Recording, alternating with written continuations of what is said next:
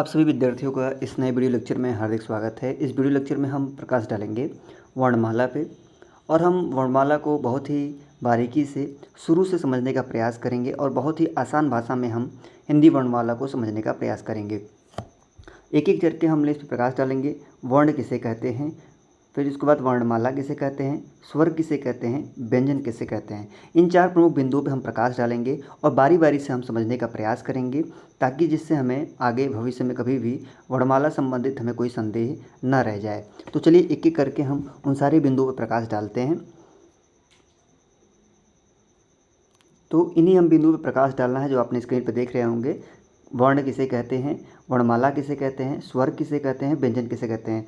आप सभी को पता ही होगा कि आप जो है ये प्रारंभिक कक्षाओं से ही पढ़ते चले आ रहे हैं।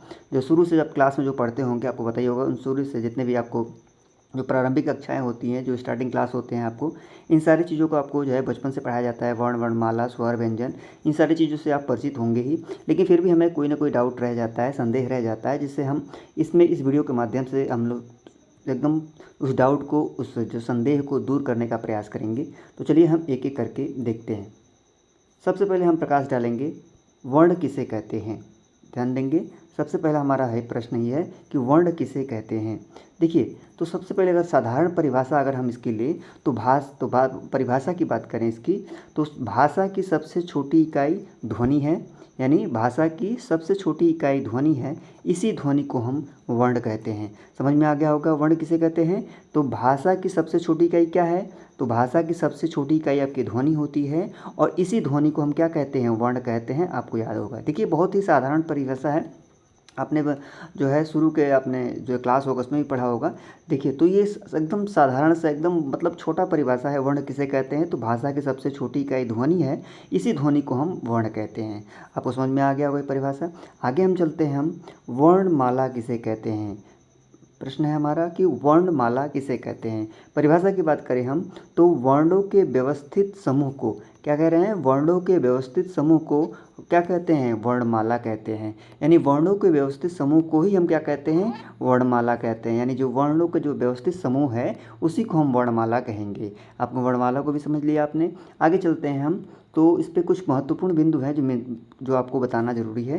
ध्यान देंगे, अगर हम हिंदी वर्णमाला की बात करें तो हिंदी में पहला देखेंगे, इसमें हिंदी में उच्चारण के आधार पे 45 वर्ण माने जाते हैं। ध्यान देंगे कब, यानी कब, ये हिंदी में उच्चारण के आधार पर बात की गई है कि हिंदी में जो है उच्चारण के आधार पर 45 वर्ण माने गए हैं, जिसमें आपका जो है 10 स्वर होंगे, 35 व्यंजन होंगे, कुल मिला के आपका टोटल 45 हो जाते हैं। ठीक है।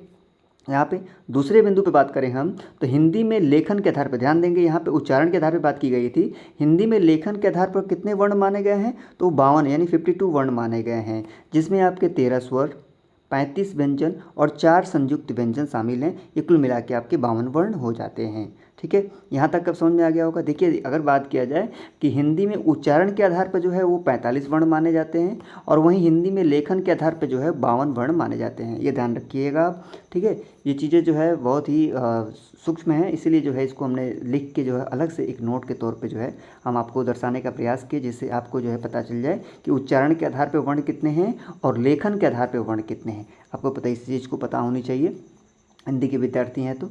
आगे हम बात करते हैं कि स्वर किसे कहते हैं। भाई, आप बचपन से इसको पढ़े होंगे। देखिए, स्वर की बात करें तो परिभाषा अगर हम देखें तो स्वतंत्र रूप से बोले जाने वाले वर्ण स्वर कहलाते हैं। यानी स्वर किसे कहते हैं भाई, यानी स्वतंत्र रूप से बोले जाने वाले वर्ण को ही क्या कहते हैं, हम स्वर कहते हैं। ठीक है, बहुत ही छोटा सा परिभाषा है, आप बिल्कुल याद कर सकते हैं। नोट में यहाँ देख सकते हैं कि हिंदी में स्वरों की संख्या कितनी है भाई, टोटल जो है हिंदी में स्वरों की संख्या 11 है। वहीं उच्चारण के दृष्टि से स्वरों की संख्या कितनी है, 10 है। हिंदी में कुल स्वरों की संख्या 11 है, वहीं उच्चारण की दृष्टि से बात करें तो 10 है। ठीक है, आगे चलते हैं, हम व्यंजन की बात करते हैं। हम ध्यान देंगे, व्यंजन परिभाषा की बात करें तो स्वर की सहायता से बोले जाने वाले वर्ण को ही क्या कहते हैं, हम व्यंजन कहते हैं। यानी स्वर की सहायता से ही बोले जाने वाले जो वर्ण होते हैं वही व्यंजन कहलाते हैं। किसकी सहायता से? तो स्वर की सहायता से बोले जाने वाले जो है वर्ण व्यंजन कहलाते हैं। यानी स्वर की जो सहायता से बोले जाने वाले वर्ण हैं वही व्यंजन कहलाते हैं। उस बात का आगे बात करें तो प्रत्येक व्यंजन के उच्चारण में अ स्वर आता है। यानी जो भी आप व्यंजन के यानी प्रत्येक व्यंजन का अगर उच्चारण आप करते हैं तो हमेशा उसमें जो है अ स्वर अवश्य जो है मिला होता है, हमेशा अ स्वर आएगा उच्चारण करने पे। ठीक है, अब बात करें हम नोट में तो परंपरागत या मूल रूप से जो है व्यंजनों की कुल संख्या कितनी है? 33 है। यानी परंपरागत या मूल रूप से व्यंजनों की कुल जो संख्या है वो आपकी 33 है। इस चीज़ को आपको ध्यान में रख लीजिएगा कि परंपरागत या मूल जो व्यंजनों की संख्या कितनी है तो 33 है। तो आपने एक छोटे से वीडियो के माध्यम से जो है वो जो है वर्णमाला को समझने का प्रयास किया आपने कि वास्तव में वर्णमाला क्या है, और एक एक बिंदुओं पर हमने प्रकाश डाला कि वर्णमाला क्या है, जो है वर्ण क्या है, वर्णमाला क्या है, स्वर किसे कहते हैं, व्यंजन किसे कहते हैं।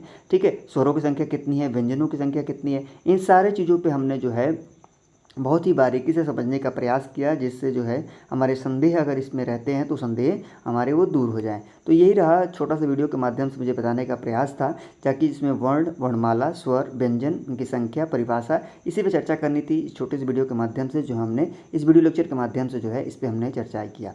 अब मुझे नहीं लगता कि इसके बाद जो है आपको स्वर और व्यंजन संबंधित कोई समस्या रह जाएगी, क्योंकि हमने बहुत ही बारीकी से उन सारे बिंदुओं पर प्रकाश डाला, जिससे जो है आपके जो महत्वपूर्ण है उन पर भी प्रकाश डाला, और यही नहीं परिभाषा के साथ साथ स्वरों की संख्या और व्यंजनों की संख्या पे भी हमने चर्चा किया।